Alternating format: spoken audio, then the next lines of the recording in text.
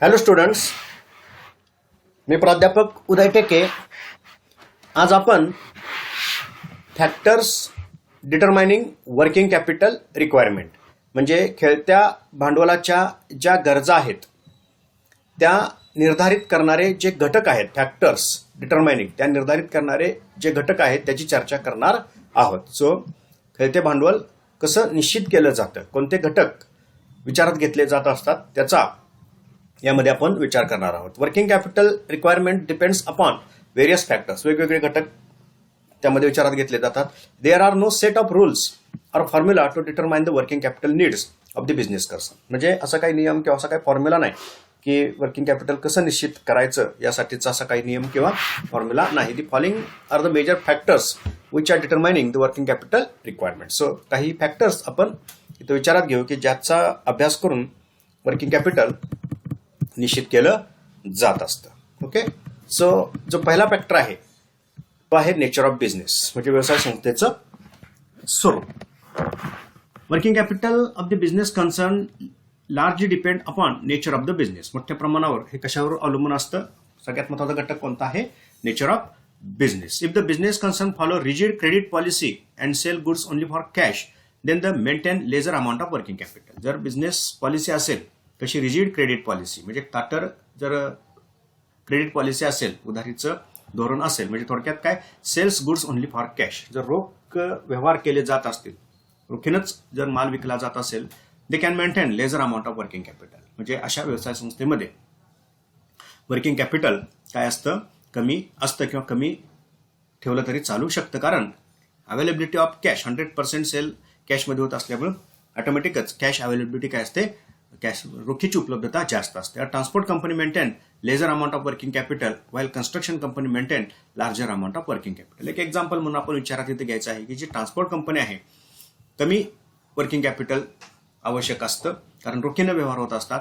जी construction company आहे maintain larger amount of working capital. आणि construction कंपनीला मात्र मोठ्या प्रमाणावर इथं वर्किंग कॅपिटल लागत असतं कारण कन्स्ट्रक्शन कंपनीमध्ये आफ्टर प्रिपरेशन और आफ्टर कम्प्लिशन ऑफ कन्स्ट्रक्शन म्हणजे बिल्डिंग वगैरे तयार झाल्यानंतरच ती बिल्डिंग विकली जाते, ते फ्लॅट विकले जात असतात आणि त्यातून मग नंतर पैसे मिळत असतात. तोपर्यंत जो काही पिरियड आहे 2-3 वर्षाचा, तोपर्यंत मात्र मोठ्या प्रमाणावर पैसा अडकून राहत असतो. म्हणून कन्स्ट्रक्शन कंपनीला लार्ज अमाऊंट लागते, ट्रान्सपोर्ट कंपनीला कमी अमाऊंट वर्किंग कॅपिटलची लागत असते. असं व्यवसायाच्या स्वरूपावर हे अवलंबून असतं. 2, प्रोडक्शन सायकल. जर उत्पादन व्यवसाय संस्था असेल तर जे प्रोडक्शन सायकल आहे म्हणजे किती कालावधीमध्ये रॉ मटेरियलचं कन्व्हर्जन फिनिश्ड प्रॉडक्ट्समध्ये होत असतं, रूपांतरण, त्याला प्रोडक्शन सायकल असं म्हटलं. So amount of working capital depends upon the length of production cycle. म्हणजे जी लेंथ आहे, वेळ किती लागतो या प्रोडक्शन कम्प्लिशनला, त्याच्यावर हे वर्किंग कॅपिटल डिपेंड असतं. If the production cycle length is small, जर लेंथ लहान असेल, कमी दिवसाची असेल, they need to maintain lesser amount of working capital. मग अशा व्यवसाय संस्थेला वर्किंग कॅपिटल कमी असलं तरी चालतं कारण जास्त जे ब्लॉकेज आहे म्हणजे रॉ मटेरियलचं ब्लॉकेज वर्क इन प्रोग्रेसमध्ये वगैरे जास्त कालावधीसाठी राहत नाही. कमी वेळेमध्ये हे रॉ मटेरियल फिनिश्ड प्रॉडक्टमध्ये कन्वर्ट होत असतं.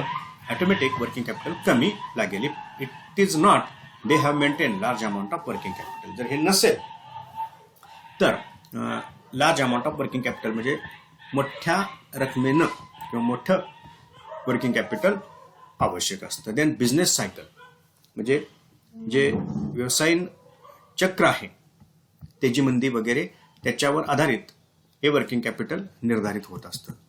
Business fluctuations lead to cyclical and seasonal changes in the business condition and it will affect the requirement of working capital. म्हणजे जे बिझनेस सायकल आहे, सीजनल चेंजेस जे आहेत, तेजी मंदी वगैरे, याला इथं आपण काय म्हणतो, बिझनेस सायकल असं म्हणत असतो. जे सीजनल चेंजेस आहेत, काही हंगामी बदल होत असतात, त्यातून व्यवसाय संस्थेची स्थिती काय होत असते, बदलत असते. And it will affect requirement of working capital. आणि त्याचा परिणाम वर्किंग कॅपिटलवर होत असतो. इन द बुमिंग कंडिशन म्हणजे तेजीच्या परिस्थितीमध्ये the working capital requirement is larger. तेजीमध्ये वर्किंग कॅपिटल जास्त लागतं कारण मागणी जास्त असते, मोठ्या प्रमाणावर मटेरियल खरेदी करावं लागतं, त्यानंतर विक्री करावी लागत असते, क्रेडिट पिरियड कधी कधी वाढू शकतो, त्यामुळे वर्किंग कॅपिटल जास्त लागतं. And in the depression condition म्हणजे मंदीच्या स्थितीमध्ये requirement of working capital will reduce. मागणी कमी असते ऑटोमॅटिक वर्किंग कॅपिटल काय होत असतं, रिड्यूस होत असतं, कमी होत असतं. Better business result lead to increase the working capital requirement. म्हणजे व्यवसाय संस्थेला जर चांगला रिझल्ट पाहिजे असेल तर ऑटोमॅटिक म्हणजे चांगला जर नफा पाहिजे असेल, चांगले विक्री पाहिजे असेल, चांगले व्यवहार जर घडून व्यवसाय संस्थेकडून यायचे असतील, ऑटोमॅटिक वर्किंग कॅपिटलच्या रिक्वायरमेंट काय होत असतं तिथं वाढत असतात. म्हणजे वर्किंग कॅपिटल जास्त लागतं. त्यानंतर जे उत्पादन धोरण आहे, प्रोडक्शन पॉलिसी, हा एक घटक विचारात घेतला जात असतो. It also one of the factors which affect working capital requirement of the business concern. हा एक घटक वर्किंग कॅपिटलच्या रिक्वायरमेंटवर प्रभाव टाकत असतो. If the company maintains the continuous production policy there is a need of regular working capital. म्हणजे continuous production policy असेल, म्हणजे सतत उत्पादन घ्यायचं, उत्पादनामध्ये खंड पाडायचा नाही, डिसकंटिन्युएशन प्रोडक्शन प्रोसेस होणार नाही, अशी जर पॉलिसी असेल तर automatically need regular working capital. म्हणजे सतत एक खेळत्या भांडवलाची गरज लागत असते. रॉ मटेरियल परचेस करावं लागेल, प्रोडक्शनच्या ज्या स्पेअर पार्ट्स वगैरे असतील ते परचेस करावे लागतील, रुटीन एक्सपेंडिचर ऑटोमॅटिक कंटिन्यू राहत असतात, सतत ते करावे लागतील, ऑटोमॅटिक काय होत असतं वर्किंग कॅपिटल वाढतं. If the production policy of the company depends upon the situation or condition, working capital requirement will depend upon condition let down by the company. जर प्रोडक्शन पॉलिसी जर depend upon situation and condition, म्हणजे market situation, market condition याच्यावर जर production policy अवलंबून असेल, म्हणजे continuation पण प्रोडक्शनचं होऊ शकेल किंवा डिसकंटिन्युएशन पण प्रोडक्शनचं होऊ शकेल. It is depend upon seasonal fluctuations. Working capital requirement will depend upon condition let down by the policy. म्हणजे नेमकी परिस्थिती काय आहे, कोणत्या परिस्थितीला बिझनेस ऍक्सेप्ट करतो, त्याच्यावर वर्किंग कॅपिटलच्या रिक्वायरमेंट काय असतात अवलंबून असतात.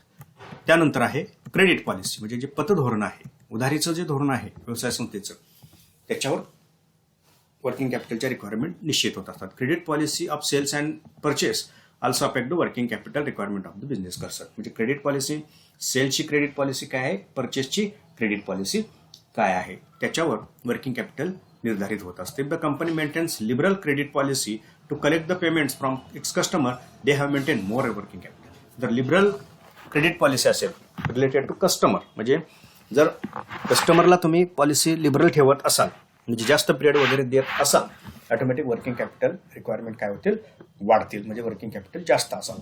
If the company pays dues on the last date it will create the cash maintenance in hand and bank. जर कंपनी पे करत असेल, त्यांच्या ज्या क्रेडिटर्स आहेत ऑन लास्ट डेट, म्हणजे ड्यू डेटलाच जर हे पेमेंट होत असेल तर अशा वेळेला कॅश बॅलन्स त्या तारखेपर्यंत मेंटेन करणं गरजेचं असतं. Okay, so liberal credit policy असेल तर ऑटोमॅटिक वर्किंग कॅपिटल जास्त लागेल. जर क्रेडिट पॉलिसी रिजिड असेल, ऑटोमॅटिक वर्किंग कॅपिटल काय लागेल इथं कमी लागेल. Okay, then growth and expansion. व्यवसाय संस्थेचा विकास किंवा व्यवसाय संस्थेची वाढ, वृद्धी, याच्यावर सुद्धा वर्किंग कॅपिटल ठरत असतं. During the growth and expansion of the business concern working capital requirement higher because it needs some additional working capital and incurs some extra expenses at the initial stage. जर policy असेल सतत विकास करणं, अशा पद्धतीनं जर व्यवसाय संस्था ऍक्टिव्ह राहत असेल, ऍक्टिव्ह होत असेल, व्यवसाय संस्था प्रयत्न करत असेल तर automatic working capital are higher. सतत पैसा काय लागणार आहे, जास्त लागणार आहे, because it needs some additional working capital and incurs some extra expenses. Automatic जर ग्रोथ होत असेल तर एक्स्ट्रा एक्सपेन्सेस क्रिएट होत असतात, ते पे करावे लागत असतात, मग अशा वेळेला वर्किंग कॅपिटल जास्त लागतं.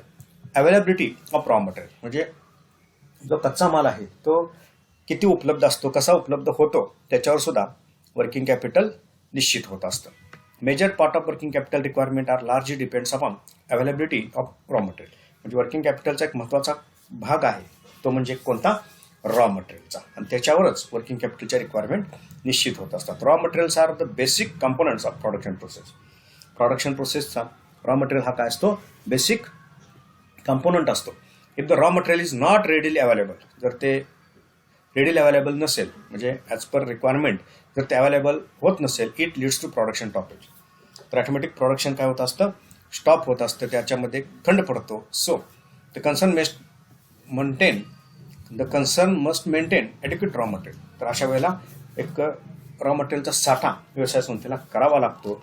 For that purpose they have spend some amount of working capital. आणि मग वर्किंग कॅपिटलसाठी वर्किंग कॅपिटल ऑटोमॅटिक मग काय असेल, जास्त लागेल. जर अवेलेबिलिटी रेग्युलर होत असेल तर अशा वेळेला कमी वर्किंग कॅपिटल जरी असलं रेग्युलरिटी असते. फक्त कॅश अवेलेबल असेल किंवा जर क्रेडिट अवेलेबल होत असेल तर ॲटोमॅटिक काय होत असतं, वर्किंग कॅपिटल कमी लागत असतं. देन जी अर्निंग कॅपॅसिटी आहे, उत्पन्न क्षमता, त्याच्यावर सुद्धा वर्किंग कॅपिटल ठरत असतं. If the business concern consist of high level of earning capacity, जर उत्पन्न जास्त मिळवणारी व्यवसाय संस्था असेल, they can generate more working capital. ते व्यवसाय संस्था वर्किंग कॅपिटल जनरेट करू शकते with the help of cash from operation. म्हणजे day to day operation through काय करत असते, अर्निंग कॅपॅसिटी जास्त असल्यामुळं वर्किंग कॅपिटल ऑटोमॅटिक ती व्यवसाय संस्था जास्त जनरेट करू शकते. Earning capacity also one of the factors which determine the working capital requirement. Earning capacity असेल, कॅश जनरेट होत असेल तर ऑटोमॅटिक व्यवसाय संस्थेचं वर्किंग कॅपिटल काय होत असतं, वाढत असतं. वर्किंग कॅपिटल व्यवसाय संस्था मेंटेन करू शकते. असे काही घटक व्यवसाय संस्थेचं वर्किंग कॅपिटल काय करत असतात, निर्धारित करीत असतात.